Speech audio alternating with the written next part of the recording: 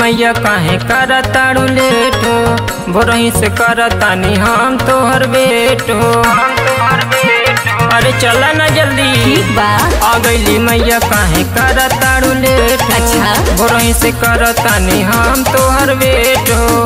ओहो काहे कहताड़ू हमके खिसियले बड़ा, झूठ सच बोल के फसैले बड़ा, अपतवा के मूर्ति न देखैले बड़ा, अचानक नी पैसा खूब धैले बड़ा, अपतवा के मेला न घुमैले बड़ा।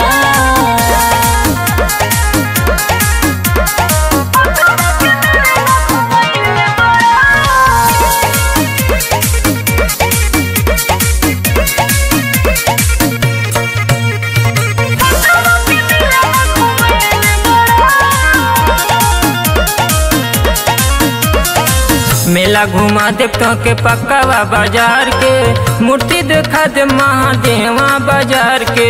सजल पंडाल बड़े बनकटी बाजार में, भीड़ लागल मंडरवा बाजार में। माई बहुत जगता गाड़ी हो।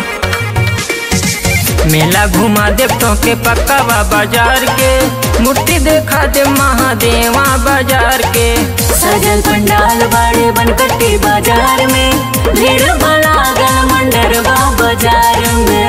अरे रुको ना। काहे कहतारू दर्शन न करैले बड़ा, अरे झूठो सच बोल के फसैले बड़ा, का बोलतो पक्कावा के मूर्ति न देखैले बड़ा, अचानक नी पैसा खूब धैले बड़ा, पक्कावा के मेला न घुमैले बड़ा।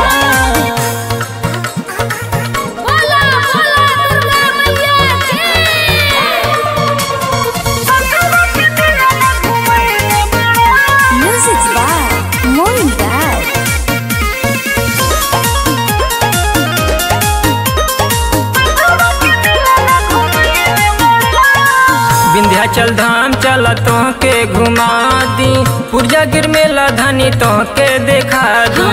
तेज बहादुर खुश कर देला मनवा, सबके हो मिले संदीप तोहरे जैसा जनवा।